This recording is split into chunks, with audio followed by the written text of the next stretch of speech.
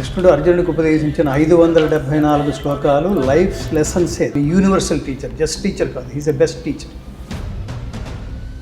I'm an atheist, I don't believe it అంటారు. నీకు ఈ ఒంట్లో బాగుండలేదమ్మా, బట్ డాక్టర్ దగ్గరికి వెళ్తున్నావు అంటే నీకు ఈ విషయం తెలియదు అనమాట, అందుకని డాక్టర్ దగ్గరికి వెళ్ళావు. లేదు నేను అసలు అన్నీ నాకు ఏదో ఎలాంటి దురలవాట్లు లేవు, మీరు ఒకసారి చెక్ చేసుకోండి అంటున్నావా, లేదా నోరు మూసుకుని ఆయన రాసి ఇచ్చిన టాబ్లెట్ వేసేసుకుంటున్నావు. నీకు తెలియని సబ్జెక్ట్ని మీద నువ్వు స్టేట్మెంట్ ఇవ్వద్దు, నువ్వు బాటమ్ లైన్ చెప్పద్దు.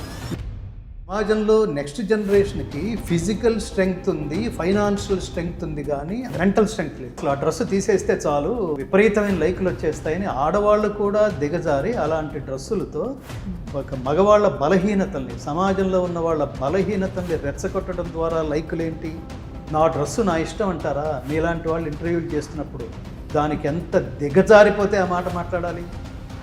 I think the boy should be trained well. అమ్మాయిలు ఎందుకు అనాలి?